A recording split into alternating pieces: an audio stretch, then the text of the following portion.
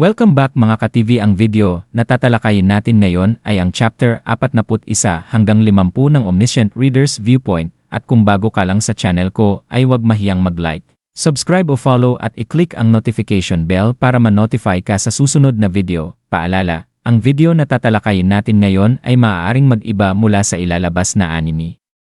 Hindi ko inaangkin ang mga drawing o anumang materyales na ipapakita. Ang layunin ko ay magpakita ng suporta at magbigay ng impormasyon tungkol dito. Ang lahat ng kredito ay nananatili sa mga orihinal na may-ari. Maraming salamat. Nagulat ako sa biglaang pagbabago ng kanyang mga iniisip. Hindi maaaring nabawi niya ang kanyang katinuan dahil lamang sa mga sinabi ko. Hindi ba? Hindi dapat posible yon. Nalito ako dahil sa simula pa lang, hindi ko inaasahang magtatapos ang operasyong ito sa ganitong paraan. Mukhang maging ang Theater Master Simulacrum ay nabigla rin, at bilang tugon, mas hinigpitan nito ang kontrol kay Yu Jongyuk. Napasigaw si Yu Jongyuk sa sakit habang muling naging malabo at walang laman ang kanyang mga mata. Ang kaunting pag-asang naramdaman ko ay agad na naglaho. Hindi makatwiran na asahang magigising siya sa sarili niyang lakas, kung ganoon kadali iyon, hindi siya magiging si Yu Jongyuk. Ang pinakamabuti ko na lamang maaasahan ay huwag na naman niyang isugal ang sarili niyang buhay. Nanginginig ang ether na nakapalibot sa kanyang espada habang mas lumalakas ang kanyang splitting the eye energy. Ang mga kakayahang natanggap niya sa pamamagitan ng transmission ay patuloy na lumalakas, patunay ng nakakatakot na talento ng isang tunay na pangunahing tauhan. Samantala, unti-unting bumibigay ang aking white pure star energy sa gitna ng matinding laban. Hindi ko alam kung naabot ko na ang limitasyon ng kakayahang iyon o simpleng kulang lamang ako sa likas niyang talento. Napatingin ako kay Li Gilyaong at nakita kong umaagos ang dugo mula sa kanyang ilong. Dumating na ang oras. Jongyuk, tawag ko. Marahil, pagkatapos ng araw na ito, lalo pang magiging halimaw ang lakas ni Yu Jongyuk. Itinulak ko ng buong lakas ang kanyang espada palayo. Naaalala mo ba ang tinanong ko noon? Tinanong kita kung pwede kitang suntukin. May pagkakaiba sa talento na hindi kayang pantayan ng pagsisikap. Sa loob ng ilang taon, magiging napakalakas ni Yu Jongyuk hanggang sa wala ng saysay ikumpara siya sa akin. Pero hindi ngayon. Kahit sa sandaling ito lang. Sinabi mong hampasin kita kung kaya ko. Naaalala mo ba? Kung gagawin ko ito ngayon, kahit sandali lamang. Maaari kong mapigilan ang halimaw na ito, nag-activate ang Blade of Fate, at binago ng espesyal na kakayahan ng Unbroken Fate ang katangian ng aking ether tungo sa apoy. Sumiklab ang apoy sa ether blade, at sa isang iglap, nagkaroon ako ng kakayahang daigin ang katawa-tawang halimaw na ito, sumabog ang apoy ng malakas. Kusang umatras si Yu Jongyuk dahil naramdaman niya ang panganib, ngunit huli na ang lahat. Ginamit ko ang Song of the Sword, isa sa pinakamalalakas na combat buffs ng Duke of Loyalty and Warfare. Napuno ang aking espada ng mga salitang iniwan ng isang maalamat na mandirigma. Mabuti na lamang at ang lumabas na taludtod ay mula sa Nanjung Ilgi, at isang napakalakas na enerhiya ang dumaloy sa akin. Ang naglalagablab na ether ay naging hindi mabilang na mga palaso.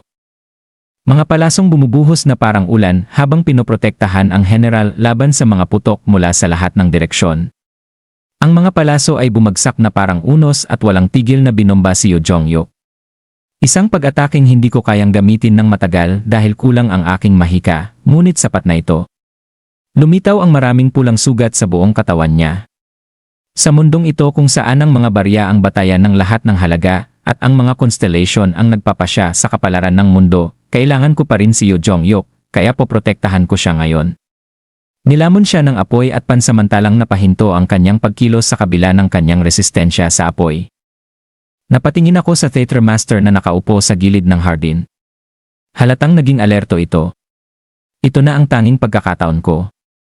Agad akong tumakbo papunta rito. Sa di kalayuan, nakita kong nanigas ang katawan ng Theater Master, at pagkatapos, ginamit ni Yu Jongyuk ang Recovery Level 2, lintik. Gumagalaw na naman siya at hinahabol ako. Ang recovery ay isang mapanlinlang na kakayahan na nagpapahintulot sa kanya na mabilis na gumaling isang beses kada araw. Dahil sa transmission, nakuha na rin niya yon. Kahit gaano ako kabilis tumakbo, hindi ko kayang higitan si Yu Jongyuk na gumagamit ng Red Phoenix Shonpo. Hindi ko pinansin ang Theater Master sa harapan ko at sinalubong ko ang espada ni Yu Jongyuk.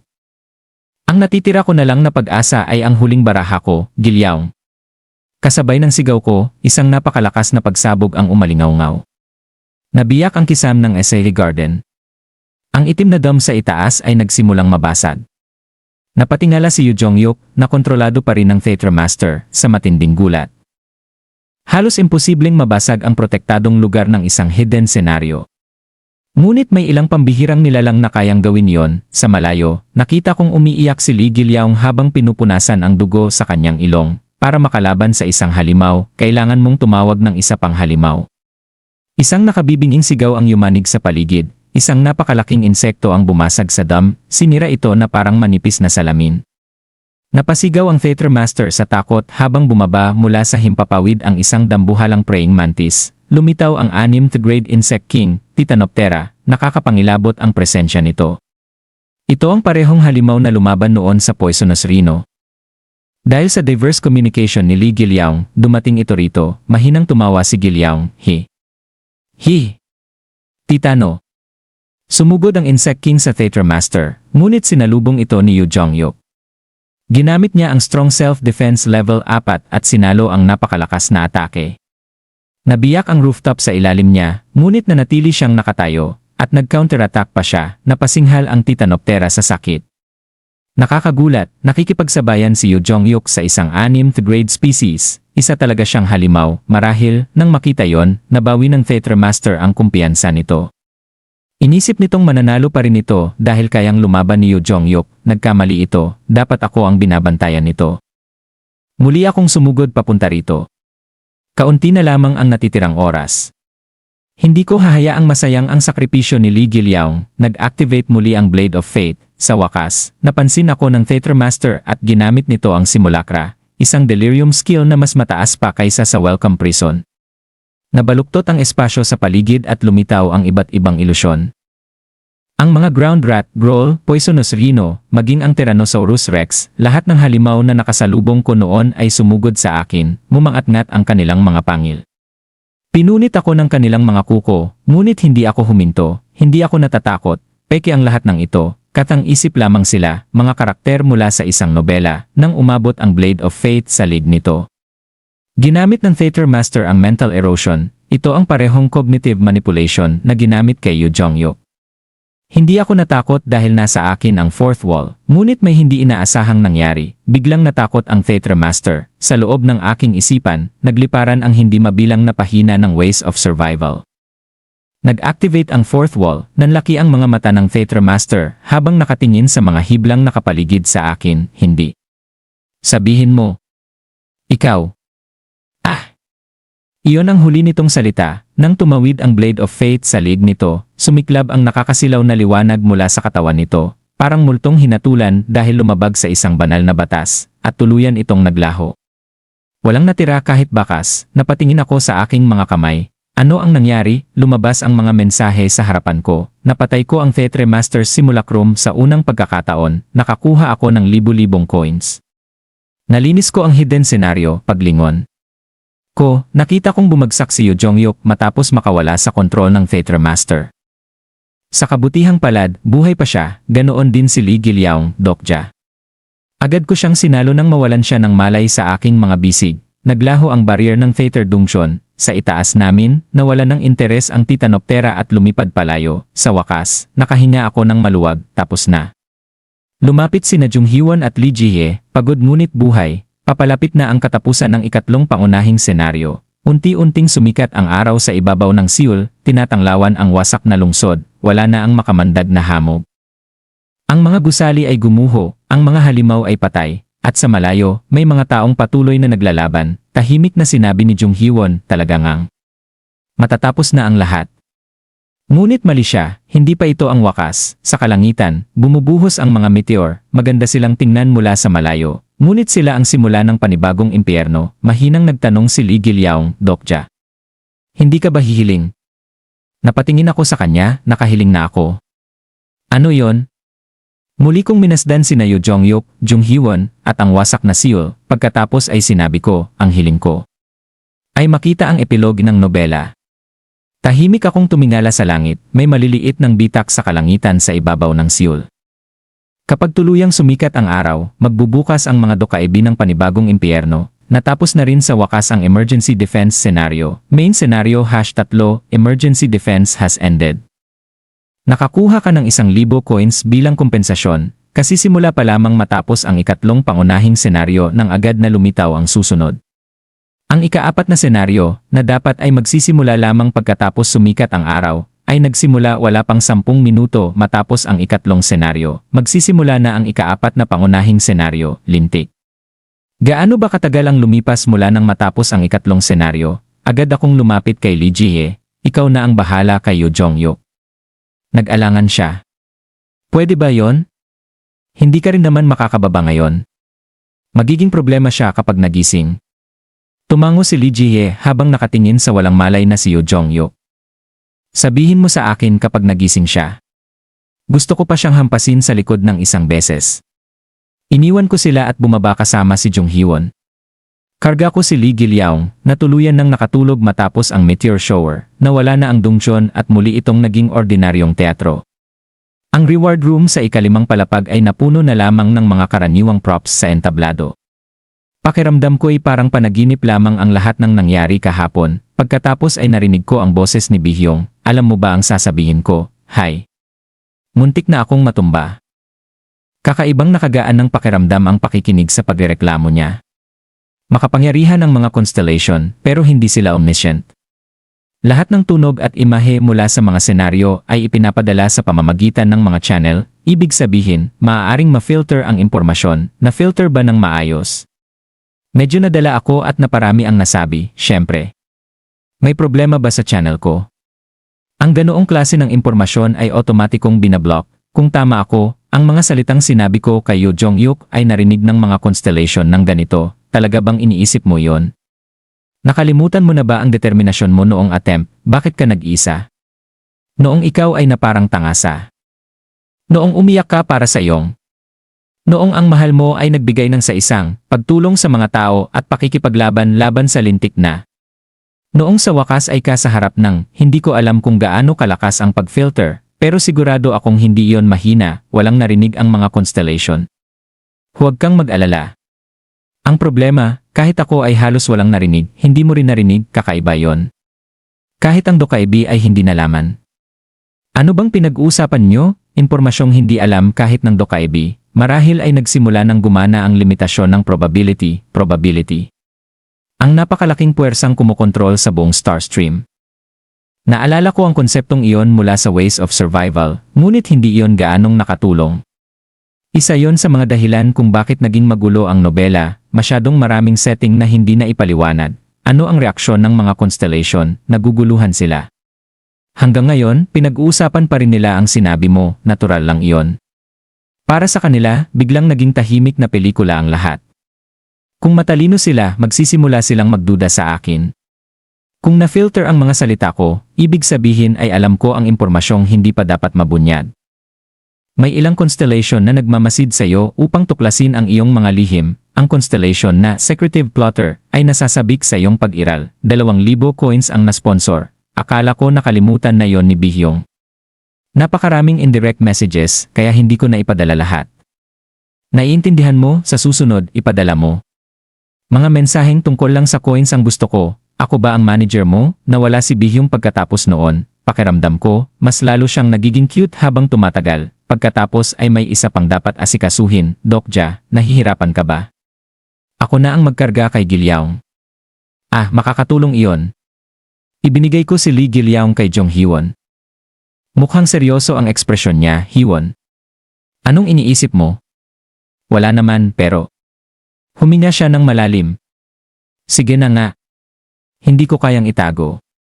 Gaya ng inaasahan, direkta siyang nagtanong, ano ba talaga ang pagkakakilanlan mo, Dokja? May narinig ka ba kanina? Kaunti. Narinig pala niya, nagpa siya akong magsabi ng kalahating katotohanan, may alam ako tungkol sa hinaharap. Lumaki ang mga mata niya, talaga. Matagal siyang natahimik, alam ba ni na Yoo Sang-ah at Lee Hyun-sung? Hindi pa. Bahagyang lumayo si Jung Hee-won, hindi mo ba ako papatayin? Napatingin ako sa kanya, bakit mo biglang naisip iyon? Sa mga kwento kasi. Kapag may masyado kang maraming alam, karaniwan pinapatay sila. Saan niya nakuha ang ganoong ideya? Hindi ko alam ang sinasabi mong development, pero kung gusto kitang patayin, matagal ko nang ginawa. Mas nakakatakot yata yon. Wala akong masamang intensyon. Sa totoo lang, kabaligtaran. Kabaligtaran? Tiningnan ko siya ng diretsyo, mas magiging mapanganib ang mga susunod na senaryo. Maraming beses kang muntik mamatay. Maaaring mawala sa iyo ang mahahalagang bagay. Kaya. Tumingin ako sa mga mata niyang unti-unting kinakabahan, manatili ka sa tabi ko mula ngayon. Natigilan siya, ano nang ibig mong sabihin? Maging kasama kita. Panahon na para bumuo ako ng sarili kong mga tao, mga mapagkakatiwalaang tao, mga taong hindi ako basta pagtataksilan, natulala si Jung Hyewon, hindi mo ba ako itinuturing na kasama noon? Kabaligtaran. Hindi ako ang hindi tumitingin sa iyo bilang kasama. Nayanig ang mga mata niya, lumayo ako ng bahagya. Kung ayaw mong maging magkasama tayo, isipin mo na lang itong kasunduan. Kailangan ko ang lakas mo. Makakatulong sa iyo ang impormasyon ko. Give and take. Medyo biglaan. Kailangan ko bang sumagot ngayon? Hindi. Mas mabuting dahan-dahan para sa isang taong tulad ni Jung Hyewon, hindi rin naman masama ang ekspresyon niya. Ang karakter na Jung Hyewon ay nakaramdam ng ginhawa dahil sa iyong katapatan. Ang karakter na Jung Hyewon ay seryosong pinag-isipan ang iyong alok, marahil ay hindi na magtatagal. Pagkatapos ay nagtanong siya, pwede ba akong magtanong? Alam mo ba kung ano ako sa hinaharap? Tumingin ako sa itaas, hindi ko alam. Ano? Walang Jung Hyewon sa hinaharap na alam ko. Lumaki ang mga mata niya, kaya nga mahalaga ang kasunduang ito. Hindi umiiral si Jung Hyewon sa orihinal na kwento, isa siyang variable na ako mismo ang lumikha. Pagkatapos ay may malakas na ingay mula sa ibaba, pag-isipan mo muna. Bilisan natin. Bumaba kami sa platform at nakita ang maraming taong pumapalibot sa maliit na grupo. Ang Landlord Alliance, ganito pa rin sila, nasaan si Kim Dokja? Sabihin niyo agad. Nakikita kong si Lee Hyun-sung ang pinagtutulungan nila, lumapit ako ng kusa, Yosang Lee Hyun-sung. Ikaw. May sumigaw agad, pagkatapos ay nakita ko ang pamilyar na mukha, si Gong Pil-du, halatang tumaas ng malaki ang stats niya, maganda, Gong Pil-du. Ginamit niya ang armed zone at lumitaw ang 8 turret, lintik kang. Bago pa siya makapagsalita, kumidlat ang hangin. Magsisimula ang ika-4 na pangunahing senaryo sa loob ng 5 minuto, kasabay noon, lumitaw si Bihyong, hahaha. Kumusta kayong lahat? Nanigas ang mga tao nang makita siya, mukhang kinakabahan kayong lahat, ano na naman ngayon? Siyempre, para sa anunsyo ng ika-4 na senaryo, agad na dumilim ang mukha ng lahat. Ang susunod na senaryo ay may kinalaman sa ibang estasyon, mas lalo silang natakot. Pagkatapos ay mumiti si Bihyong, pero bago yon, kailangan muna ng leader. Kailangan ng kinatawan ng estasyon, kinatawan, sa wakas, mula ngayon, maglalaro tayo ng isang maliit na skirmish, naglaho si Bihyong at lumitaw ang mensahe. Sub-senaryo, pumili ng kinatawan, kategorya, sub, hirap, si, kondisyon, kunin ang puting bandila sa gitna ng platform, oras, 30 minuto, gantimpala, 1,000 coins, kinatawan ng Changmuro. Ang kinatawan ng estasyon ay magkakaroon ng malakas na kontrol sa mga miyembro. Hindi pa natatapos basahin ng lahat ang mensahe nang sumugod na si Gong Pil-du papunta sa puting bandila. Lahat, tumabi kayo. Parang rumaragas ang tren siyang sumugod. Hindi pwedeng mangyari iyon. Nang malapit nang maabot ng mga daliri niya ang bandila, sumigaw ako, Gong Pil-du, baba. Sa ilalim ng kontrata, na-activate ang command rights R. Bumagsak agad si Gong Pil-du.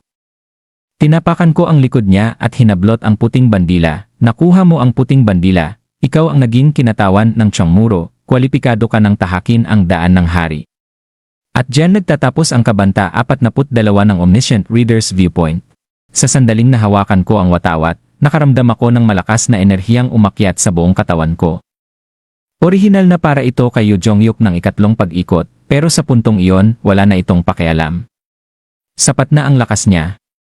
Naglabas ang sistema ng mensahe na si Kim Dokja ang sumakop sa puting watawat, at kung walang makakaagaw nito sa loob ng 5 minuto, mapupunta sa akin ang kontrol ng Changmuro. Isang timer ang lumitaw sa ere, nagsisimula sa 5 minuto. Namutla si Gong Pil-du at sumigaw, inuutusan ang lahat na agawin ang watawat bago maubos ang oras.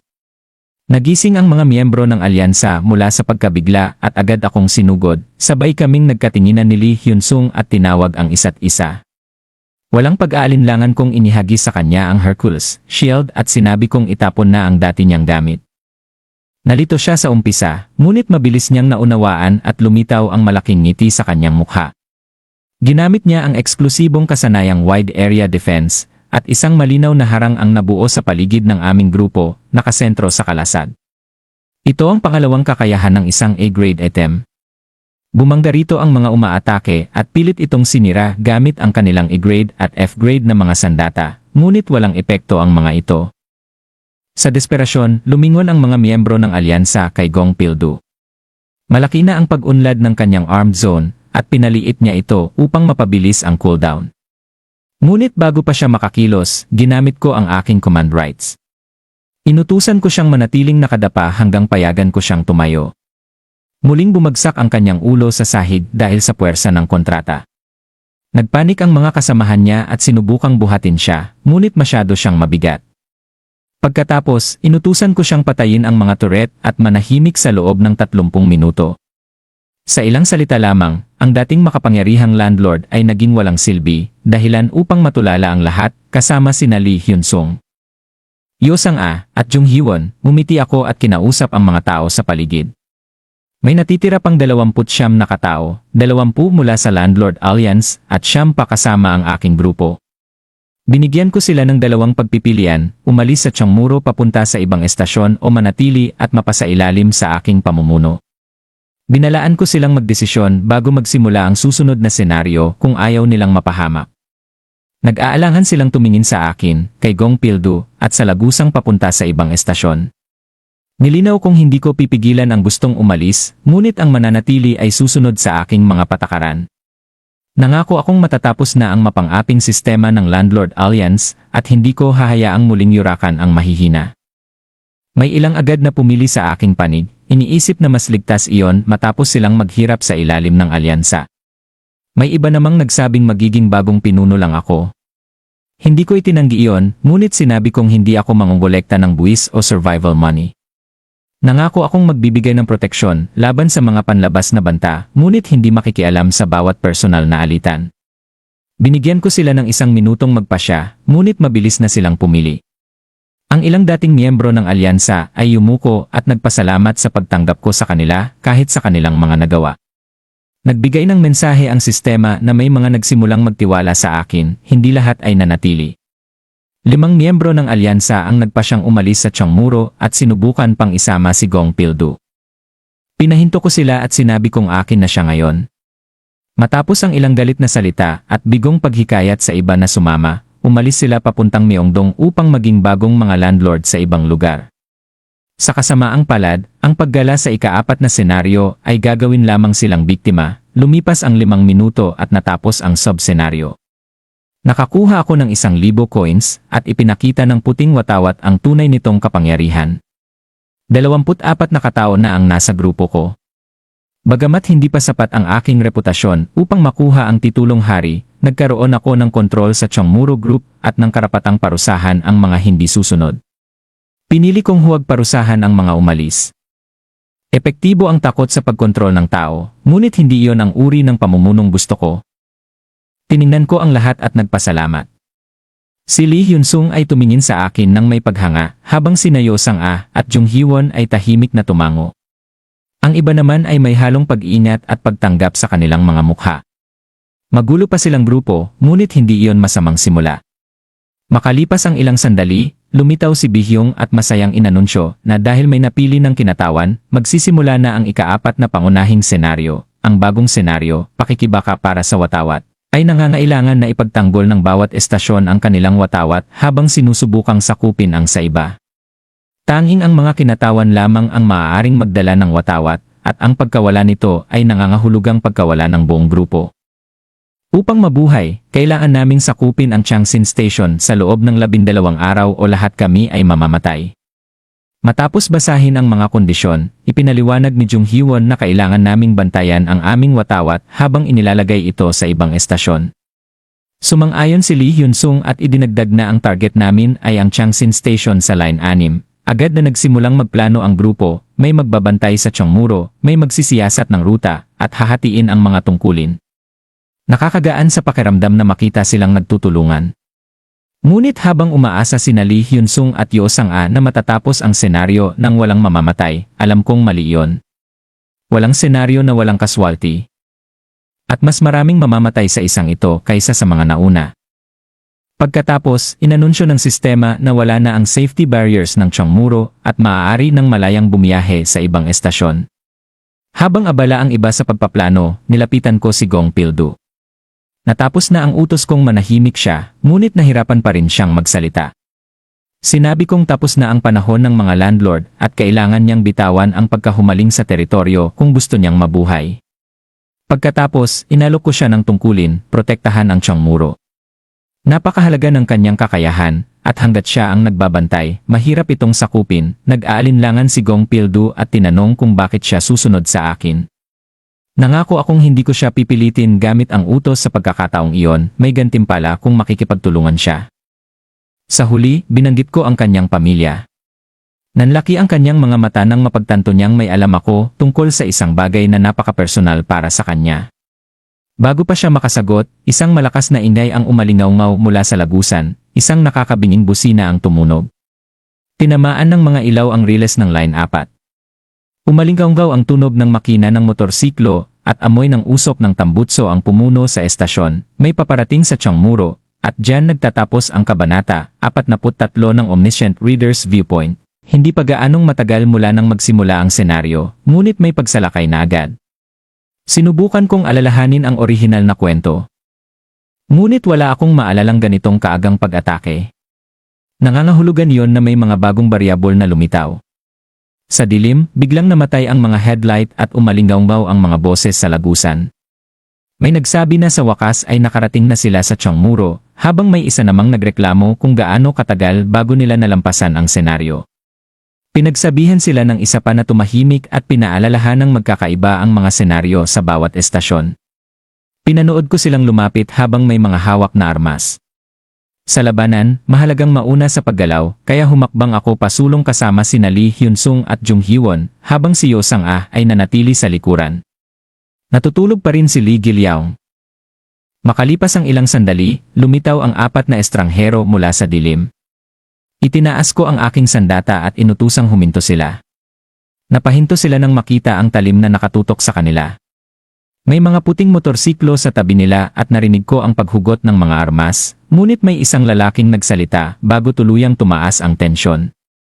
Sinabi niyang kumalma ang lahat at pabirong sinabi na masyado siyang natatakot para magsalita. Inutusan ko silang ibaba ang kanilang mga armas at dahan-dahang lumapit. Sumunod ang lalaki, nakataas ang 2 kamay habang papasok sa liwanag. Mukha siyang hindi mapanganib, may maninipis na matang nakakurba sa banayad na ekspresyon. Ipinakilala niya ang sarili bilang si Kang Il-hun. Isa sa mga tumutulong mamahala sa Dongdaemun Group, wala akong maalala tungkol sa pangalang iyon. Ang katotohanang hindi ko kilala ang kinatawan ng Dongdaemun ay lalo lamang nagpataas ng aking pagdududa. Nang i-activate ko ang character list, nakumpirmang isa siyang karakter. 31 taong gulang siya, may sponsor na Shameless Good Gossiper, at taglay ang pribadong katangiang rumors expert. Ang kanyang mga kakayahan ay nakasentro sa komunikasyon, pagpapakalat ng chismis, at paggawa ng kaguluhan. Nakasaad sa kanyang pagsusuri na nagpapakalat siya ng chismis totoo man o hindi, kaya dapat mag-ingat sa kanya. Maliwanag na nagsimula ng kumilos ang mga katulad niya. Tinanong ni Kang Il-hun ang pangalan ko, at nang ipakilala ko ang sarili bilang Kim Dokja, dumaan sa kanyang mukha ang maikling pagkagulat bago agad nawala. Napansin niya ang puting watawat na hawak ko at tama niyang nahulaan na ako ang kinatawan ng estasyon. Maingat niyang sinuri ang kulay ng watawat at ang mga taong nasa paligid ko, sinusukat ang aming lakas. Matalas ang kanyang pagtingin, ngunit sa malas niya, maling tao ang kinaharap niya. Hiniling kong dumiretso siya sa punto. Nakangiting sinabi niyang hindi sila dumating para makipaglaban kundi may alok sila. Nang tignan ko ang grupo niya, napansin kong wala ni isa sa kanila ang may dalang watawat, nang pagdudahan ko ang kanyang katapatan. Ipinaliwanag ni Kang Il-hun na kung balak nilang umatake, isinama na sana nila ang kanilang kinatawan dahil tanging kinatawan lamang ang maaaring sumakop sa post ng watawat. May punto siya. Pagkatapos, ibinunyag niyang gusto nilang makipag-alyansa. Nagbulungan ang mga tao ng Chongmuro sa pagkagulat. Ipinaliwanag niyang habang kakabukas pa lamang ng Chongmuro, 2 araw nang nagpapatuloy ang ika-4 na senaryo sa ibang estasyon. Napabulala si Yosang-a sa gulat, ngunit alam ko na yon. Sa orihinal na kwento, huli sa pagsali ang Chongmuro kumpara sa ibang estasyon, kaya dehado kami pagdating sa impormasyon, nakakatukso ang alok nilang alyansa dahil impormasyon mismo ang kulang sa amin. Ngunit tinanong ko kung ano ang mapapala ng Dongdaemun. Inamin ni Kang Ilhon na makatwiran ang pagdududa ko at sinabi niyang hindi target ng kanilang estasyon ang Chongmuro. Ayon sa kanya, kung target nila kami, dinala na sana nila ang pangunahing puwersa habang mahina pa kami matapos magbukas. Dagdag pa niya, alam na raw nila kung aling estasyon ang target sila, kaya wala kaming dapat ikabahala. Sa madaling salita, gusto niyang magtulungan kami dahil magkaiba ang aming mga kaaway. Biglang nagsalita si Yosang-a at matalas na tinanong kung bakit sa Chongmuro sila pumunta sa halip na makipag-alyansa sa ibang estasyon. Bahagyang natigilan si Kang Ilhon bago sumagot na karamihan sa mga estasyon ay mayroon ng alyansa samantalang bagong bukas pa lamang ang Chongmuro at marahil ay wala pang kakampi. Nang kumpirmahin kong wala pa kaming alyansa, tila natuwa siya at agad na iminungkahing makipagsanib sa Dongdaemun. Sinabi pa niyang may paraan para manalo sila sa senaryo at alam nila ang mga nakatagong sikreto nito.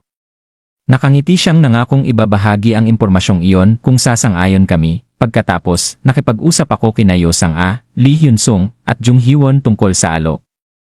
Nagtanong si Yosang-a kung dapat ba naming tanggapin. Agad tumutol si Jung Hee-won dahil hindi niya sila mapagkakatiwalaan, samantalang sinabi ni Lee Hyun-sung na mahalaga ang impormasyong maibibigay nila kahit may panganib. Sa huli, lahat ay tumingin sa akin. Nagpasya akong makipagkita muna sa kanilang kinatawan bago gumawa ng pinal na desisyon. Masiglang pumayag si Kang Ilhon at inalok kaming ihatid sa Dongdaemun. Sumakay kami sa likod ng kanilang mga motorsiklo. Kasama ko sina Lee Hyun-sung, Yosang-a, at Jung Hee-won, habang naiwan si Lee Gilyaong kasama si Gong Pil-do dahil hindi pa siya nakakagising matapos abusuhin ang diverse communication. Habang bumibiyahe kami sa Lagusan, kaswal kong tinanong si Kang Ilhon kung may iba pa bang sinabi tungkol sa Chongmuro o marahil ay binalaan sila tungkol sa isang nakakatakot na taong nagngangalang Yoo Jong-hyuk. Kinabahan siyang tumawa, ngunit bago pa siya makapagsalita ng buo, nagbigay ako ng senyas. Sabay-sabay kaming tumalon mula sa motorsiklo. Ginamit ni Yosang-a ang binding thread para itali ang 4 na motorsiklo, dahilan upang magbanggaan ang mga ito ng malakas. Umalinggaw ang mga sigaw habang kami naman ay ligtas na nakabitin sa ere gamit ang mga sinulid ni Yosang-a na parang seatbelt. Nababalot ng alikabok, sumigaw si Kang Ilhon at tinanong kung ano ang ginagawa namin. Malamig kong sinagot na kung plano nilang tambangan kami, dapat mas pinagbuti pa nila ang pagtatago. Agad na lumitaw ang mga nakatagong kalaban sa buong Lagusan. Gaya ng inaasahan, ang target nila ay ang aking watawat. Inactivate ni Jung Hee-won ang Judgment Time, pinalakas ng mga konstelasyon ng Absolute Good. At sumabak sa labanan. Nagulat pa siya dahil halos lahat ng tao roon ay kwalipikadong husgahan bilang masama. Kumislap ang kanyang espada sa dilim habang namumula ang kanyang mga mata dahil sa Demon Slayer, at sa loob lamang ng ilang sandali ay bumagsak ang mga kalaban. Halos 10 tao ang napatay niya ng walang kahirap-hirap, patunay kung gaano siya lumakas matapos linisin ang Hidden Dungeon. Samantala, madali kong napasuko si Kang Ilhon gamit ang White Pure Star Energy. Kumpara sa pakikipaglaban kay Yoo Jong-hyuk, wala siyang kahirap-hirap. Ngunit biglang sumigaw si Lee Hyun-sung sa alarma. Nang lingunin ko ang direksyon ng Chongmuro, nakita kong nagkakagulo roon. Inatake sila sa mismong sandaling umalis kami. Iniwan ko si Kang Ilhon na nakatali kay Yosang-a at agad na bumalik. Pagdating namin, matinding labanan na ang nagaganap sa plataporma. Huminto muna ako upang obserbahan dahil may gusto akong kumpirmahin. Isang malaking grupo mula sa direksyon ng Myeongdong ang umaatake sa mga tao ng Chongmuro gamit ang pamilyar na mga armas, ang mismong mga armas na dating pagmamay-ari ng aming grupo. Mukhang natalo na ang Landlord Alliance na ipinadala sa Myeongdong. Ang mga palaboy na nawalan ng grupo ay naging buhay na barya lamang. Sa mga umaatake, may isang lalaking kapansin-pansin. Nakapulupot sa kanyang ulo ang pulang watawat na parang bandana, na agad nagpahiwatig ng kanyang kahalagahan. Kumpiyansa niyang isigaw na matatapos ang lahat kapag naitanim niya ang watawat. Iyon ang pinakamahalagang detalye, siya ang kinatawan, at diyan nagtatapos ang kabanata 44 ng Omniscient Reader's Viewpoint. Pagkababa nila mula sa teatro, agad na nagtungo si Kim Dokja sa Myeongdong Station kasama sina Lee Hyun-sung at Yo Sang-ah. Mahalaga man ang Dongmyo Station, mayroon munang mas agarang bagay na kailangang gawin. Dahil napatay niya ang kinatawan ng Myeongdong at nakuha ang bandila nito, kailangan niyang mabilis na sakupin ang ngayoy walang nagmamay-aring estasyon bago pa ito maagaw ng iba. Nag-aalalang nagtanong si Lee Hyun-sung kung sapat na bang silang tatlo lamang, ngunit tiniyak ni Dokja na hindi magkakaroon ng tunay na laban. Ipinaliwanag niya na ang mga nalalabing Wanderers ay mamamatay rin kalaunan kung pababayaan, tulad ng mga dating miyembro ng Landlord Alliance mula sa Cheongmuro Station, ngunit pagdating nila sa Myeongdong Station, isang hindi inaasahan at malagim na tanawin ang bumungad sa kanila. Nauna nang sinalakay ng hindi kilalang grupo ang mga tao roon. May ilang lalaking nakatayo malapit sa estasyon, ngunit nang mapansin nila ang grupo ni Dokja, ay dali-dali silang tumakas patungong Hoeyeon Station gamit ang mga bisikleta, dahilan upang hindi sila mahabol. Maraming kahina-hinala sa sitwasyon na para bang alam ng mga taong iyon na paparating si Dokja. Maging si Lee Hyun-sung ay nabahala at nagtanong kung ano ang nangyari, ngunit maging si Dokja ay hindi lubos na maunawaan ang sitwasyon. Sa kabutihang palad, wala pa ring may hawak sa flag holder ng Myeongdong Station. Isinaksak ni Dokja ang pulang bandila rito at opisyal na sinakop ang estasyon. Sunod-sunod na lumitaw ang mga mensahe ng sistema na nagpapatunay na nasa ilalim na ng Cheongmuro ang Myeongdong at lalo pang lumakas ang kapangyarihan ng pulang bandila. Pagkatapos noon, isang nakatagong senaryo ang biglang nag-activate, ang King's Road. Upang malampasan ito, kailangan niyang masakop ang hindi bababa sa 10 estasyon sa loob ng 10 araw. Kapag nabigo siyang makasakop ng kahit isang estasyon kada araw, mamamatay silang lahat ng kanyang mga kasama. Ang gantimpala naman ay ang kwalipikasyong maging isang hari. Napagtanto ni Dokja na wala ng atrasan mula rito. Dalawa lamang ang posibleng kahihinatnan, maging hari o mamatay. Pagbalik nila sa Cheongmuro, tinipon ni Dokja ang grupo at ipinaliwanag ang nakatagong senaryo. Interesadong nakinig si Jung Hee-won, habang nalito naman si Lee Hyun-sung at nabahala si Yo Sang-ah. Sa kabila ng panganib, buo pa rin ang tiwala nila kay Dokja. Sinabi pa ni Lee Hyun-sung na masaya siyang si Dokja ang napiling kandidato bilang hari at pabirong tinanong kung dapat na ba niya itong tawaging Your Majesty. Agad namang hinampas ni Jung Hee-won si Dokja sa ulo bago sarkastikong sinabi na dapat silang magmadaling sumakop ng panibagong estasyon para sa kapakanan ng kanilang mga nasasakupan. Ipinaliwanag ni Dokja na kailangan muna nilang imbestigahan ang misteryosong grupong umatake sa Myeongdong. Nagpasya siyang magtungo sa Dongmyo Station kasama sina Jung Hee-won at Lee Hyun-sung. Nagtaas naman ng kamay si Yo Sang-ah upang sumama, ngunit sinabi ni Dokja na manatili siya sa Cheongmuro. Sa una ay halatang nalungkot siya dahil pakiramdam niya ay hindi siya gaanong kapaki-pakinabang kumpara sa iba sapagkat wala siyang napakalakas na kakayahan o pambihirang lakas. Maingat siyang kinausap ni Dokja at ipinaalala na hindi lahat ng tao ay magaling sa parehong bagay. Ipinagkatiwala niya kay Yo Sang-ah ang pagpapanatili ng kaayusan sa Cheongmuro, pag-aalaga sa walang malay na si Lee Gilyaong, pagbabantay kay Gong Pil-du, pagkontrol sa mga kinakabahang survivor, at paghahanda laban sa posibleng pag-atake ng mga puwersa ng Hoeyeon. Dahil dito, inilipat ni Dokja ang bahagi ng kanyang otoridad bilang kinatawan ng Cheongmuro kay Yo Sang-ah at opisyal siyang ginawang deputy ng estasyon. Kaagad itong kinilala ng sistema at binigyan si Yo Sang-ah ng kapangyarihang magparusa bilang kinatawan ni Dokja. Namangha siya at labis na naantig sa tiwalang ibinigay sa kanya. Totoong naniniwala si Dokja na siya ang pinakaangkop sa tungkuling iyon dahil naalala niyang kahit sa dating mundo ay mahusay si Yo Sang-ah sa pag-organisa at human resources. Nangako siyang gagawin niya ang kanyang makakaya habang namumuo ang luha sa kanyang mga mata. Hindi nagtagal ay umalis ang grupo ni Dokja patungo sa silangang lagusan habang dala ang walang malay na si Kang Il-hun. Kahit pabigat ito, kailangan pa rin siya ni Dokja upang makilala ang mga taong hinahanap nila. Habang papalayo sila, agad namang sinimulan ni Yo Sang-ah ang pag-organisa sa mga survivor sa Cheongmuro, nagtatalaga ng mga bantay at kani-kanilang tungkulin ng may kahanga-hangang kahusayan. Maging ang ilang landlords na unang tumangging sumunod ay napilitang magpasakop matapos niyang gamitin ang kanyang bagong otoridad bilang deputy. Habang naglalakbay, napansin ni Jung Hee-won na tila matagal nang nalulungkot si Yo Sang-ah. Ngunit nilinaw ni Dokja na hindi niya ito pinili dahil lamang sa damdamin nito kundi dahil tunay siyang naniniwalang mahusay ito. Nauwi rin ang usapan nila kay Yoo Jong-hyuk. Inihalin tulad siya ni Jung Hee-won sa isang nakakainis na nakababatang kapatid, dahilan upang aminin ni Dokja na kahit minsan ay kinamumuhian niya si Yoo Jong-hyuk, malalim pa rin ang malasakit niya rito. Naalala niya kung paano siya nakipagtalo noon sa ibang mambabasa ng Ways of Survival dahil kay Yoo Jong-hyuk at napaisip kung buhay pa kaya ang ilan sa kanila ngayon. Kalaunan ay narating nila ang Dongdaemun History and Culture Park Station. Kakaiba ang katahimikan dahil walang kahit isang bantay sa estasyon. Nang tingnan nila ang flag holder, nalaman nilang nasakop na ito ng Dongmyo Station. Sa mismong sandaling iyon, biglang nangisay sa takot si Kang Il-hun. Inanunsyo ng sistema na isa na siyang wanderer, ibig sabihin ay bumagsak na rin ang Dongdaemun Station. Agad na naunawaan ni Dokja ang nangyari. May isang grupong manipuladong pinagsalpok ang Myeongdong at Dongdaemun laban sa Cheongmuro, inaasahang mamamatay ang dalawang grupo roon.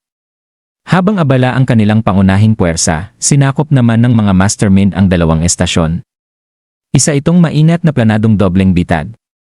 Malamang nakabilang din sa parehong grupo ang mga umatake sa Myeongdong Station. Bago pa makapag-isip ng husto si Dokja, nagbabala si Lee Hyun-sung na may mga taong paparating.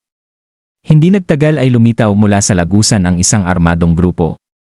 Kapansin-pansing napakataas ng kalidad ng kanilang kagamitan, puno ng mga item na hindi dapat madaling makuha ng ordinaryong survivors sa panahong iyon. Ang leader nila, isang payat na lalaking punang iba't ibang accessories, ay kinutya si Kang Il-hun dahil sa pagdadala ng walang kwentang basura.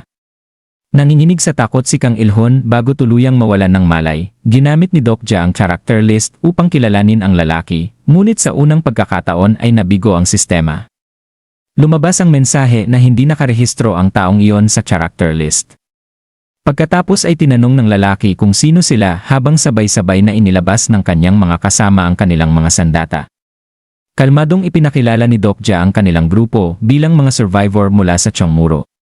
Sa mismong sandaling iyon, kumislap ang hangin habang lihim na ginamitan siya ng lalaki ng explore attribute. Gayunpaman, agad itong hinarang ng fourth wall ni Dokja. Nagulat ang lalaki at nag-atubiling muling nagtanong kung ano ang pangalan ni Dokja.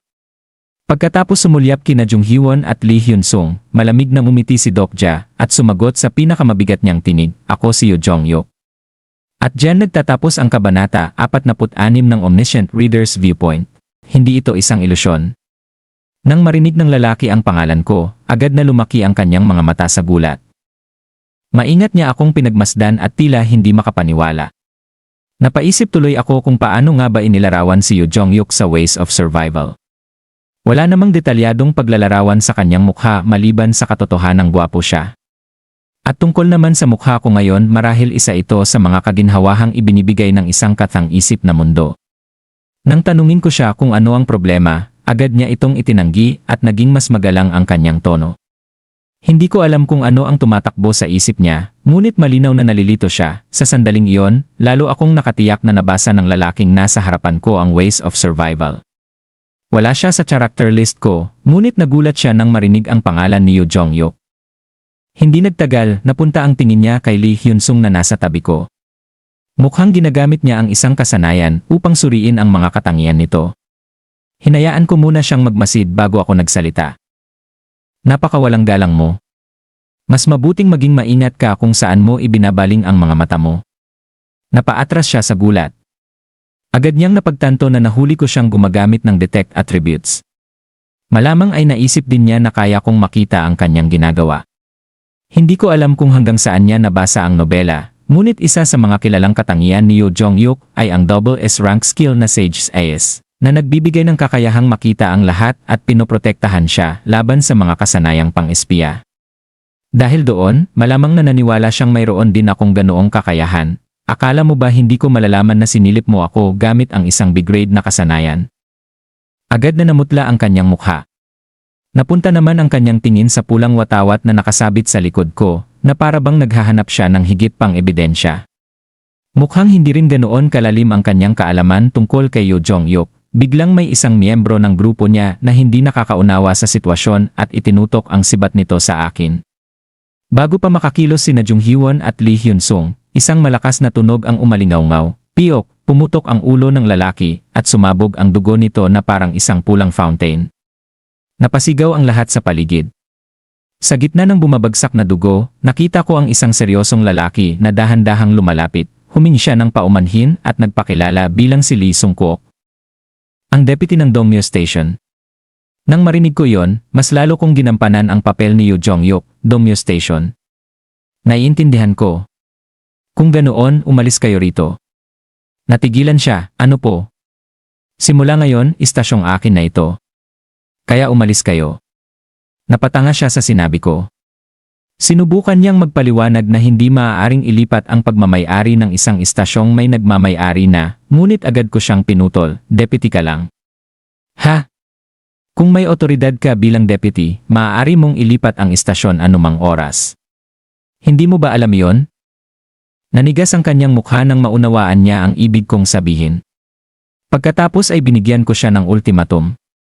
Kapag hindi niya isinuko ang istasyon bago ako makabilang ng 3, puputulin ko ang kanyang leg. Habang papalapit ang mga tauhan niya at lalong tumitindi ang tensyon, nagsimula akong magbilang, 1. Nagpatuloy ako habang unti-unting nababalot ng kaba ang paligid, 2. Pagkatapos ay inactivate ko ang White Pure Star Energy at Blade of Faith. Isang nakakasilaw na puting espada ang sumiklab sa hangin. Sa liwanag nito, malinaw kong nakita ang maputlang mukha ni Lee Sung-kook. Isa itong pagsusugal. Kung alam niya kung sino talaga si Yoo Jong-hyuk, alam din niya kung gaano ito kalupit sa mga unang bahagi ng kwento. Hindi niya magagawang ipagpatuloy ang pagtutol. Kung hindi naman niya ito lubos na kilala, handa akong makipaglaban at tumakas kung kinakailangan. Sa kabutihang palad, siya ang unang bumigay, sandali. Ibibigay ko na. Ngunit hindi pa ako nasiyahan, hindi sapat. Nagulat siya, ha? Masyado kang natagalan sa pagsagot. Hindi lang Dongmyo ang gusto ko. Isama mo rin ang Dongdaemun. Halos malaglag ang panga ni Jung Hee-won sa tabi ko. Ngunit kailangan kong magpatuloy. Kung gusto kong paniwalaan niyang ako si Yoo Jong-hyuk, kailangan kong maging mas mapangahas. Muli kong itinutok ang espada sa kanya at nagsimulang magbilang. Sa pagkakataong ito, kitang-kita ko ang pagbabago sa kanyang mukha. Unti-unti na siyang naniniwala na ang pangunahing tauhan ng nobela ay talagang nasa harapan niya. Sa huli, sinabi niyang wala siyang otoridad upang ibigay ang Dongdaemun, ngunit maaari niyang ibigay ang Dongdaemun History and Culture Park. Hiniling din niyang makilala ko ang kanilang kinatawan, napangiti ako sa loob-loob ko. Eksakto iyon sa gusto kong mangyari. Patuloy niya akong pinuri at sinabing kilalang-kilala ang reputasyon ni Yoo Jong-hyuk. Nang tanungin ko kung paano niya ako nakilala, agad siyang natigilan. Napagtanto niyang may nasabi siyang hindi dapat. Hindi pa dapat sikat si Yoo Jong-hyuk sa panahong iyon, gayunpaman, mabilis siyang bumawi at muli akong inimbitahan. Pagkatapos ng maikling katahimikan, tumango ako, sige. Pangunahan mo ako. Nagliwanag ang kanyang mukha at agad siyang sumumpa sa King's Honor na hindi nila ako sasaktan. Kinilala ito ng sistema at sinabi na maaari ko siyang parusahan kung lalabagin niya ang sumpang iyon. Bago kami umalis, itinuro ko ang flag holder, ibigay mo sa akin yan. Wala siyang nagawa kundi sundin ako. Agad na lumitaw ang mga mensahe ng sistema, natanggap mo ang paglipat ng pagmamay-ari ng Dongdaemun History and Culture Park, kasalukuyang nasasakupan, Cheongmuro, pangunahing base, Myeongdong, Dongdaemun History and Culture Park. Tumataas ang achievement points ng pulang watawat, nagbago ang anyo ng watawat sa harapan ko, magandang simula iyon. Sa katunayan, parang napakadali nga nito. Pagkatapos noon, pinangunahan kami ni Lee Sung-kook patungo sa Dongmyo Station. Bagamat hindi alam ng karamihan ang tunay kong pagkakakilanlan, sapat na ang paggalang na ipinapakita ni Lee Sung-kook upang hindi sila makapagprotesta. Habang naglalakad kami sa hulihan ng grupo, sinubukan akong kausapin ni Lee Hyun-sung. Dokja, bago pa niya mabigkas ng buo ang pangalan ko, agad siyang sinuntok ni Jung Hee-won sa tiyan. Napangiwi siya sa sakit. Tulad ng inaasahan kay Jung Hee-won, hindi man niya alam ang buong sitwasyon, alam niya kung paano makisabay sa palabas. Tahimik kong sinabi sa kanya na bantayan si Kang Il-hun at huwag itong pakakawalan. Tumango siya at biglang lumuhod sa harapan ko na parang isang kabalyero, o Jong-hyuk. Gagawin ko ang lahat ng iutos mo. Sa sobrang gulat ni Lee Hyun-sung, ginaya rin niya ito, ako rin susunod ako sa lahat ng iutos mo. Napalingon si Lee Sung-kook nang marinig ang mga yon.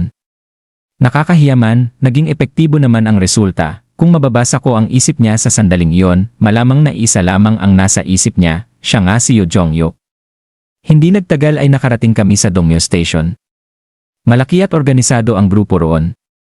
May mga armadong miyembro, ngunit mas marami ang tila mga palaboy at nakaligtas mula sa ibang istasyon. May ilan na pinipilit manghuli ng mga ground rat habang binabantayan. Samantalang ang iba naman ay pinagdidiskitahan ang mga bangkay ng halimaw upang gawing kagamitan, isang uri ng alipin. Karaniwan itong tanawin sa panahon ng mga hari na pasimangot si Jung Hyewon. Hindi ito tunay na kaharian, pigilan mo muna ang sarili mo, sagot ko. Magmasid ka lang. Habang kunwari walang pakialam sa paligid, tahimik kong sinusuri ang sitwasyon. Mahalaga ang Dongmyo sa orihinal na kwento. Kung tama ang pagkakaalala ko, ang kinatawan ng lugar na ito ay ang tinatawag na invalid. Ngunit maaaring nagbago na ang lahat dahil sa pakikialam ng mga propeta. Habang iniisip ko yon, napansin kong nakatutok si Lee Sung-kook sa kanyang smartphone. 5,000 coins ang na-invest sa Agility Lee. 20 Agility Lee, 30, isang kamangha-manghang liksi ang dumadaloy ngayon sa iyong katawan. Lumapit ako sa kanya nang hindi niya namamalayan. Ano ang tinitignan mo ng ganyan kaseryoso? Nagulat siya at agad na itinago ang cellphone, o wala iyon. Ngunit nakita ko ang screen sa maikling sandaling iyon, dilaw na background. Pamilyar na mga chat bubble, may kakaibang pakiramdam na gumapang sa isip ko. Kung hindi ako nagkakamali, mukhang may nakita akong chat room, internet, dito. Sa mundong ito, mula nang magsimula ang senaryo, hindi na posible ang paggamit ng internet sa buong Seoul dahil sa pag-activate ng mga Dokkaebi channel. Gayunpaman, naalala ko na nasa Dongmyo Station kami. Kung ganoon, maaaring may internet pa rito. Tumingin si Lee Sung-kook sa akin nang may pag-aalinlangan at nagsalita. Paumanhin po, Yoo Jong-hyuk. Nang sumagot ako, sinabi niyang nakarating na kami at naghihintay na sa loob ang kinatawan. Sa gitna ng plataporma ay may isang katamtamang laki ng tolda na napapalibutan ng iba't ibang kagamitan. Yumuko si Lee Sung-kook at inakay ako papasok. Nakagugulat na marangya ang loob ng tolda kumpara sa payak nitong anyo sa labas. May pulang karpet sa sahig at isang kama na tila kinuha mula sa isang mamahaling hotel. May bilog na mesa para sa pagpupulong at isang maliit na lamisang may computer. Ngunit ang pinaka-nakapukaw ng aking pansin ay ang batang lalaking nakaupo sa harap ng computer at abalang-abala sa pag-i-internet. Mukha lamang siyang ilang taon na mas matanda kay Gilyaong. Maitim ang mga bilog sa ilalim ng kanyang mga mata, nakapajama siya, at mahigpit na yakap ang isang kulay navy na bandila. Nakakamangha dahil nalampasan na niya ang kalahati ng Kings Road. Nang gamitin ko ang character list, nakita ko ang kanyang impormasyon. Ang pangalan niya ay Han Dong-hoon, 17 taong gulang, at suportado ng konstelasyong Shadow Behind the Curtain. Ang kanyang pribadong katangian ay Noble Invalid Hermit, isang hero grade na attribute. Kabilang sa kanyang mga kasanayan ang wide area internet, comments manipulation, keyboard attack, small eater, at sound wave blocking. Ayon sa pagsusuri, siya ang sukdulang halimbawa ng Noble Invalid Hermit type, at may kakayahang mag-install ng virtual LAN connection gamit ang mga Dokkaebi channel. Napakalakas ng kanyang kakayahang impluwensyahan ang opinyon ng publiko, ngunit mahina ang kanyang mental defenses. Hindi rin nasisiyahan ang kanyang sponsor sa kasalukuyang kalagayan niya. Higit sa lahat, siya ay nasa ilalim ng isang napakalakas na hypnosis, agad ko siyang nakilala. Siya ang hari ng Dongmyo, ang batang balang araw ay magiging Hermit King of Shadows. Ngunit sa halip na mamuno, abala siyang sumasagot sa mga komento sa internet. Ang mga usapan sa screen ay mula sa mga taong nasa labas ng dam. May mga nagbibiro tungkol sa pagkakakulong ng Seoul at sa pagbagsak ng presyo ng lupa sa Gangnam, habang ang iba naman ay nag-uusap tungkol sa mga dam na bumalot din sa Tokyo, Beijing, at iba pang kabisera ng mundo. May mga nagtatanong kung may plano bang bawiin ang Seoul at may mga nagtatalo kung totoo nga bang nagkaroon ng kapangyarihan ang mga tao at lumitaw ang mga halimaw. Ang makita muli ang pamilyar na internet screen ay tila kakaiba at hindi makatotohanan. Ipinapaalala nito na maraming tao sa labas ang wala pa ring ideya sa tunay na nangyayari. Mabilis na gumalaw ang mga daliri ni Han Dong-hoon sa keyboard. Nag-post siya ng komento tungkol sa mga propeta, mga taong nagsasabing alam nila ang sikreto sa likod ng kasalukuyang sitwasyon. Sa sandaling gamitin niya ang comments manipulation, bumaha agad ng mga sagot. Ang mga nagdududa ay natabunan ng mga nagsasabing nagkatotoo na ang ilang propesya at nagtatanong kung saan matatagpuan ang mga propeta. Kumalat ang usapan sa buong internet ng napakabilis.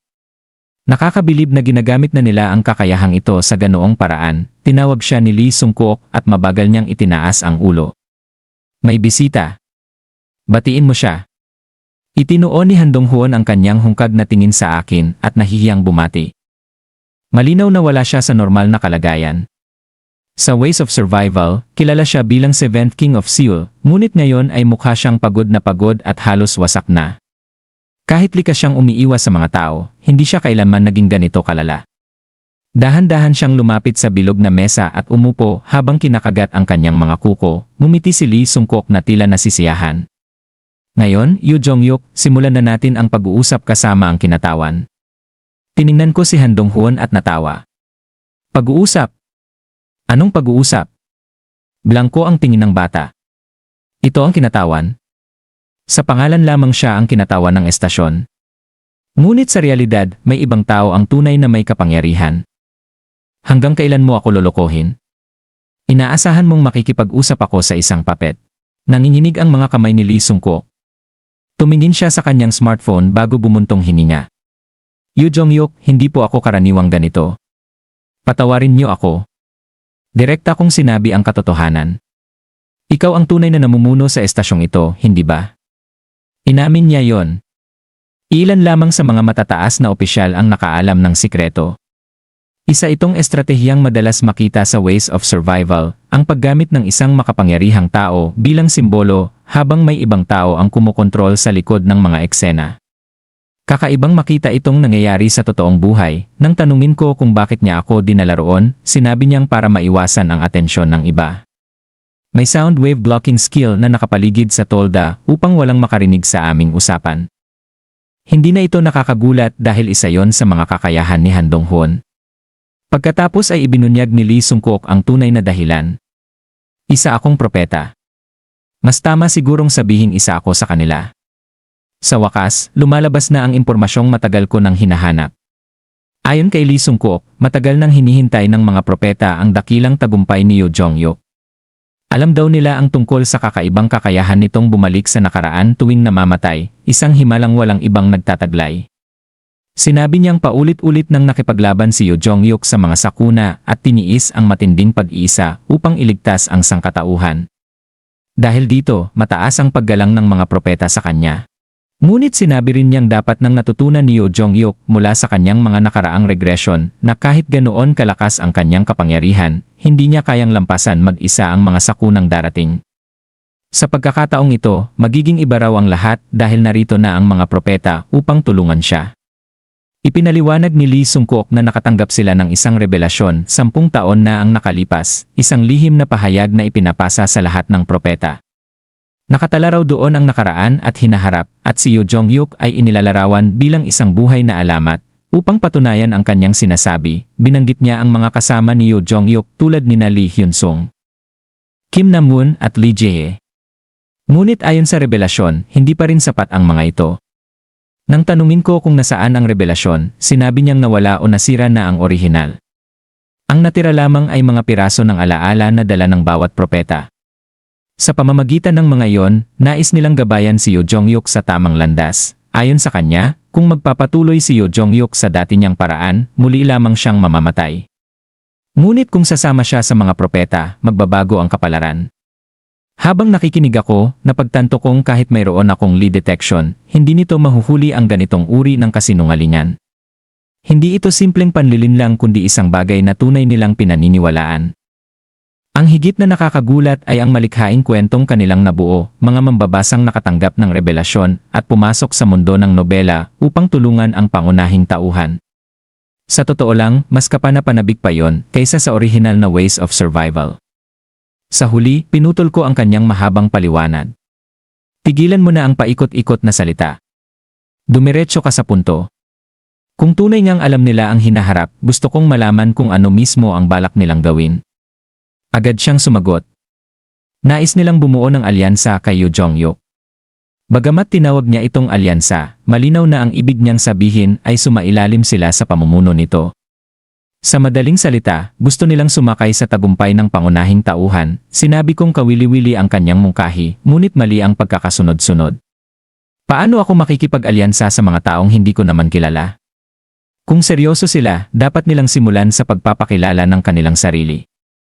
Tumayo ako, umupo sa marangyang kama, pinagkrus ang mga binti, at nag-utos. Lumuhod ka. Saglit siyang nag-alinlangan ngunit sumunod. Nang makaluhod na siya sa harap ko, sinabi kong sabihin niya ang kanyang attribute. Nakita kong naging komplikado ang kanyang ekspresyon. Marahil iniisip niyang alam ko na ang lahat dahil sa Sage's Ayes at sinusubukan ko lamang siyang subukin. Matapos ang ilang sandaling pag-aalinlangan, sumagot siya. Ang attribute ko ay hypnotist. Gaya ng inaasahan ko, tumango ako ngunit tinanong kung iyon lamang ba. Biglang nagbago ang kanyang mukha at nagpakita ng kaba. Maya-maya ay inamin niyang may isa pa. Nang utusan ko siyang magsalita, ibinaba niya ang ulo at nahihiyang sinabi. Ako ang ika-9 na tao.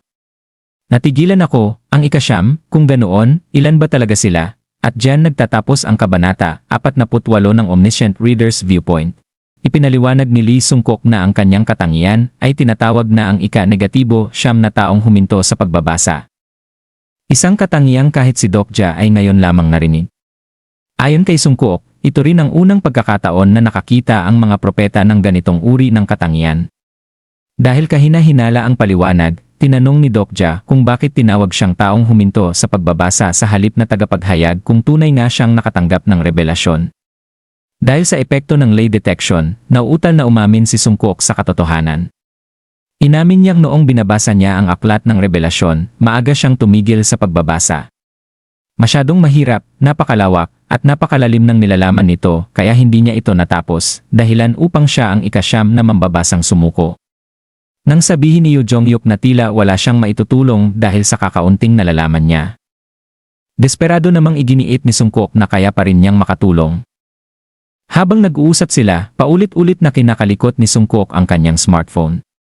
Nang tanungin siya tungkol dito, alanganing sinabi niyang adik lamang siya sa cellphone, ngunit agad na napagtanto ni Dokja na sinusubukan nitong makipag-ugnayan sa iba pang mga propeta. Ipinaliwanag ni Sung-kook na dahil sa kapangyarihan ng katangiang hermit, maaari pa rin siyang kumonekta sa internet. Dahil dito, napatingin si Dokja kay Han Dong-hoon, ang batang nasa ilalim ng hypnosis na nagtataglay ng kapangyarihan ng Hermit King of Shadows, isang kakayahang manipulahin ang impormasyon. Alam ni Yoo Jong-hyuk na hindi maaaring manatili ang batang iyon sa ilalim ng kontrol ng mga propeta. Habang mas nakikialam sila sa kwento, lalo nitong binabago ang mga pangyayari mula sa orihinal na nobela at sinisira ang mga planong matagal na niyang inihanda upang makakuha pa ng impormasyon. Tinanong ni Dokja kung ang ibang mga propeta ay mayroon ding mga katangiang may kaugnayan sa paghinto sa pagbabasa. Kinumpirma ito ni Sung-kook at sinabing 48 na lamang silang natitira. Mas maliit iyon kaysa sa inaasahan ni Yoo Jong-hyuk. Sa dami ng naging mambabasa ng nobela sa loob ng maraming taon, inakala niyang mahigit 100 ang bilang nila. Ipinaliwanag ni Sung-kook na marami sa mga mambabasa ang malamang na namatay sa unang senaryo dahil hindi nila agad naunawaan na ang nobelang minsan nilang binasa ay naging realidad. Kahit may kaalaman sila tungkol sa hinaharap, marami pa rin ang hindi nakaligtas. Dahil dito, napaisip si Dokja kung paano naman nakaligtas si Sung-kook gayong napakaaga nitong tumigil sa pagbabasa. Inamin ni Sung-kook na nakaligtas lamang siya dahil may isa pang propeta na nasa parehong lugar at tumulong sa kanya sa insidente sa tren. Nang malapit nang magbigay ng karagdagang paliwanag si Sung-kook, biglang yumanig ang lupa. Inakala ni Dokja na isa itong bagong sub-senaryo kaya agad silang lumabas ng tolda. Ngunit sa halip, nakita nila ang dalawang taong nagkakaharap sa gitna ng pinanggalingan ng pagyanig. Hindi niya kilala ang lalaki, ngunit agad niyang nakilala ang babae, si Jung Hee-won. Galit na galit ito at ilang sandali na lamang ay mapapatay na sana ang kalaban. Hinugot ng lalaki ang isang malaking ring sword at sumugod, ngunit malinaw na mas malakas si Hee-won. Napakabilis ng kanyang galaw at kung hindi nakialam si Dokja, mapuputulan na sana ng ulo ang lalaki. Nagmamadaling sumigaw si Lee Sung-kook at tinawag ang lalaki sa pangalang Jung Min-seob. Nang gamitin ni Dokja ang character list, hindi niya mabasa ang impormasyon nito na nagpapatunay sa kanyang hinala na isa rin itong propeta. Makalipas ang ilang sandali, nakaluhod sina Jung Min-seob at Lee Sung-kook sa harap ni Dokja. Paulit-ulit na humihingi ng paumanhin si Sung-kook para sa ginawa ng kanyang kasama, habang si Min-seob naman ay napilitang sumunod kahit halatang hindi niya gusto. Pinagsabihan ni Dokja si Jung Hyewon dahil sa kanyang pagiging padalos-dalos, at bagaman nagulat ito, agad siyang yumuko at humingi ng tawad bago umalis kasama si Lee Hyun-sung. Alam ni Dokja na hindi basta-basta magbubunot ng espada si Hyewon nang walang dahilan, ngunit sa kasalukuyang sitwasyon, kinakailangan pa rin ang pag-iingat. Pagkatapos noon, hiniling ni Min Seob na makausap muna ng pribado si Sungkook. Pinayagan sila ni Dokja, ngunit agad niyang tinawag si Bihyong at gumastos ng 2,000 coins upang makuha ang eksklusibong kakayahang hearing enhancement. Hindi niya pinansin ang babala ni Bihyong tungkol sa mga mas mataas na ranggong dokaibi at agad na ginamit ang kakayahan upang lihim na pakinggan ang usapan ng 2 propeta mula sa labas ng tolda. Sa kanilang pag-uusap, lumabas ang kanilang mga pagdududa. Kinuwestiyon ni Min Seob kung ang lalaking nasa harapan nila ay tunay ngang si Yoo Jong-hyuk. Nagkomento pa siya na hindi ito kasing gwapo ng paglalarawan ng may akda sa nobela. Hindi ito pinansin ni Sungkook at sinabing pareho naman ang ugali nito sa orihinal. Higit pa rito, napag-usapan nila kung gaano kapagtataka na si Jung Hyewon ang kasama ni Yoo Jong-hyuk sa halip na si Kim Nam-won na dapat sana'y isa sa kanyang mga kasama sa ikatlong regression. Sa kabila ng kanilang mga pagdududa, nagpasya silang ipagpatuloy ang kanilang plano. Pinag-usapan pa nila ang paggamit kay Dokja upang harapin ang mga mambabasang mas malayo na ang nabasa sa nobela kaysa sa kanila. Habang nakikinig mula sa malapit, natatawang napansin ni Dokja na ang mga taong ito, na diumano'y mga tagahanga ng pangunahing tauhan, ay lihim namang pinupuna siya. Pagbalik nila sa loob ng tolda, formal na nagpakilala si Jung Min Seob at sinabi na siya ang ika-negatibo 1,089 na taong huminto sa pagbabasa ng nobela.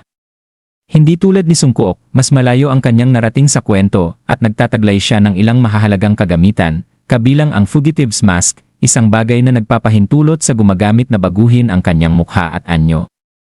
Pagkatapos nito, magalang siyang humingi ng pahintulot na magtanong kay Dokja. Ang pangunahing tanong niya ay kung bakit wala si Kim Nam-won at kung bakit may isang misteryosong babae na kasama nito sa halip. Batid ni Dokja na matagal nang lumihis ang mundong ito mula sa ikatlong regression na alam ng mga propeta, kaya mahinahon niyang ipinaliwanag na sa kasalukuyang ikot na ito, hindi umiiral si Kim Nam-won.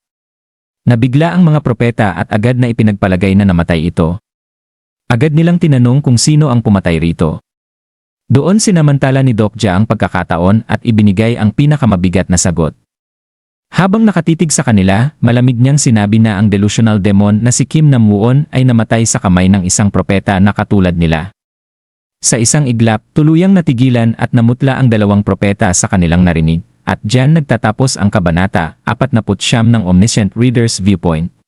Isang propeta na katulad namin? Tanong ni Jung Min Seob nang may pagtataka. Noong una, hindi ko napagtanto na isa siyang propeta. Pero ngayon, mukhang ganoon nga. Alam niya ang hinaharap tulad ninyo. Tapos, mukhang mas marami pa siyang alam kaysa sa inyo. Pinatay niya ang delusional demon at nakuha niya ang mga nakatagong senaryo sa simula. Dahil doon, nasira ang plano ko. May taong ganoon? Siyempre mayroon. At ang taong iyon ay nasa harapan mismo niya, mukha rin siyang nagpapanggap na ako. Nang huli ko siyang makaharap, halos mamatay na siya, pero malamang na aktibo pa rin siya malapit sa Cheongmuro. Hinahangaan ng konstelasyong secretive plotter ang iyong kapal ng mukha, Cheongmuro. Huwag mong sabihin. Nagulat si Jung Min Seob at agad na inilabas ang kanyang smartphone, mabilis na nagtatype gaya ni Lee Sungkook. Mukhang ipinapaalam niya ito sa iba pang mga propeta. Matapos niya akong tanungin ng ilan pang bagay at sagutin ko ng maikli, bigla siyang napabulalas, ganito pala. Nagbago ang ikatlong regression. Ikaw nga talaga si Yoo Jong-hyuk. Malalim ang paghanga sa kanyang mukha, kaya pala nakuha mo ang babaeng iyon sa halip na ang delusional demon. Mukhang sapat na siya para palitan si Kim Nam-won. Natalo niya ako sa isang atake lang. Ang pinakamahalagang bagay ay nananatili ang kanilang maling akala. Nag-isip sandali si Jung Min Seob bago nagsalita muli, pero matapos kong marinig ang kwento ni Yoo Jong-hyuk, parang alam ko na kung sino ang pumatay sa delusional demon. Alam mo? Nasabi ko na ito dati, pero sasabihin ko na ng maaga, hindi lahat ng propeta ay magkakampi. Inaasahan ko nang marinig iyon. Kung may 48 taong nakakaalam ng hinaharap, siguradong may ilan na magkakaroon ng magkakaibang pananaw. May mga taong tinatawag ang kanilang sarili na 12 apostol. Naniniwala sila na sila lamang ang nakabasa ng tunay na revelasyon at sila lamang ang may kakayahang baguhin ang mundong ito. 12 tao. Eksaktong tumutugma iyon sa bilang ng mga taong nakabasa hanggang kabanata 50 ng Ways of Survival. Bakit sila naiiba sa inyo? Sila mas marami silang nabasa sa revelasyon kaysa sa amin. Tama ang hinala ko, sa ngayon may 11 kilalang apostol. Sa tingin ko, ang propetang nakaharap ni Yoo Jong-hyuk Nim ay ang huling hindi pa nakikilalang apostol. Talagang mabilis silang nakaangkop sa mga senaryo. Isa itong napakaginhawang maling akala. Ngunit sandali, kung isipin, isa ako sa 12 taong nakabasa hanggang kabanata 50, wala kayong magandang tingin sa mga apostol. Sa totoo lang, hindi tulad namin, balak nilang gamitin ang aklat ng revelasyon upang sakupin ang mundo. Hindi ko alam kung bakit, pero parang tinamaan ang konsensya ko, mas inuuna nila ang sarili nilang interes kaysa pigilan ang pagkawasak ng mundo sa pamamagitan ng pagtulong kay Yoo Jong-hyuk. Para silang 10 kasamaan. 10 kasamaan, kaya gusto naming hilingin kay Yoo Jong-hyuk na pangunahan kami. Pakiusap, pigilan mo sila. Ngayon ko naunawaan ang tunay nilang layunin. Sa totoo lang, medyo nakakagulat. Hindi ko inakalang kakailanganin nila ako dahil lamang sa alitan sa pagitan ng mga propeta. Nag-isip ako sandali bago nagsalita. CJ. Tinatanggap ko. Bubuo tayo ng alyansa. Talaga? Pero may isa akong kondisyon. Biglang tumigas ang mga mukha ni Lee Sung-kook at Jung Min-seob. Una, ibigay niyo sa akin ang Changsin Station. Ha? Changsin Station, iyon ang estasyong nasa itaas ng Dongmyo. Hindi ba't nasakop na ninyo iyon? Ah, iyon pala ang target na estasyon ng Chongmuro, mukhang may alam si Jung Min-seob.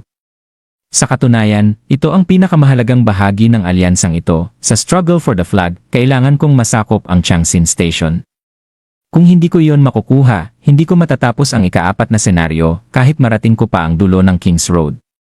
At kung hindi ko matatapos ang senaryo, mamamatay kaming lahat ng grupo ko, ngunit kakaiba ang naging ekspresyon ni Lee Sung-kook, paumanhin, Yoo Jong-hyuk. Talagang pasensya na po, pero mahirap iyon. Bakit? Hindi miyembro ng grupo namin ang may-ari ng Changsin Station. Hindi sa inyo iyon? Nakakapagtaka iyon dahil katabi lang nito ang Dongmyo Station, na pabuntong hininga si Lee Sung-kook, nasakop na iyon ng Tyrant King. Ang Tyrant King, biglang lumamig ang dugo ko, isa na siyang hari. Isa siya sa 7 hari ng Seoul at isa sa ilang taong maikukumpara kay Yoo Jong-hyuk sa panahong ito, hindi ba't dapat ilang araw pa bago siya tuluyang sumikat bilang hari?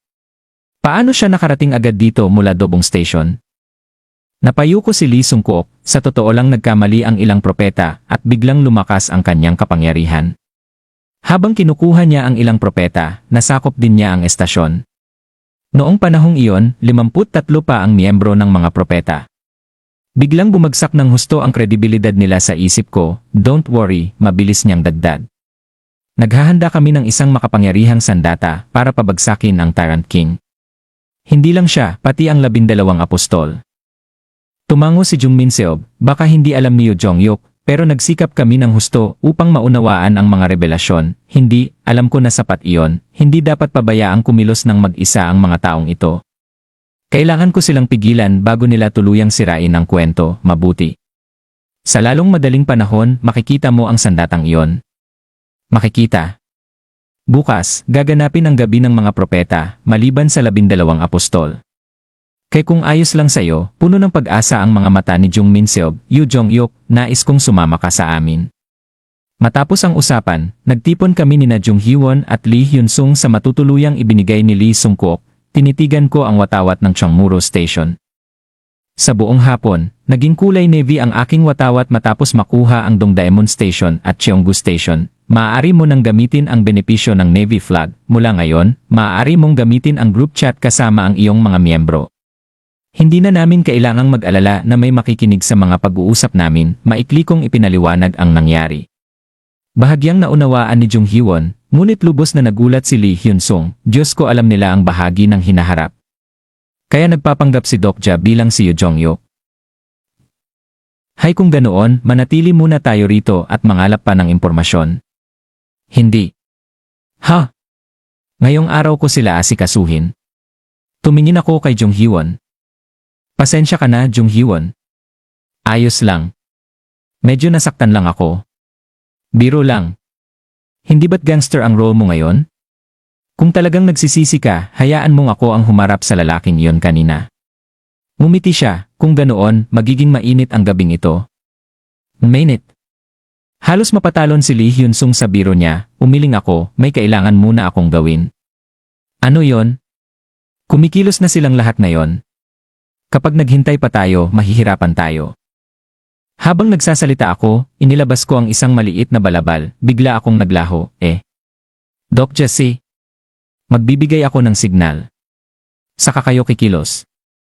Ito ang espesyal na item ng gold member na Recluse Cloak na binili ko sa halagang 3,000 coins, bagamat 5 beses lamang itong magagamit, nagbibigay ito ng 20 minutong ganap na pagtatago. Natunaw ako sa dilim at tahimik na dumaan sa mga bantay hanggang makarating sa tolda ni Han Dong-hoon, mag-isa siyang nakaupo sa harap ng keyboard. Mas maitim pa ang kanyang earbuds kaysa noong araw, ginawa siya ng mga propeta na parang isang sirang makina, isang kasangkapan para manipulahin ang hinaharap sa pamamagitan ng pagpapakalat ng impormasyon. Tahimik akong lumapit mula sa likuran at tinakpan ang kanyang bibig. Nagpumiglas siya ngunit walang silbi. Mula sa aking bulsa, inilabas ko ang mental awakening medicine na binili ko rin sa halagang 3,000 coins. Masakit sa loob ang presyo nito, ngunit kung makukuha ko ang Hermit King of Shadows kapalit nito, sulit ang lahat. Makalipas ang ilang sandali, nagbago ang mga mata ni Han Dong-hoon.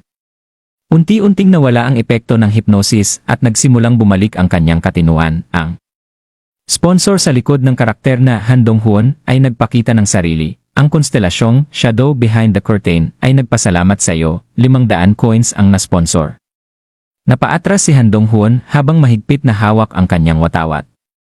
Huwag kang mag-alala. Hindi ko kukunin ang watawat mo.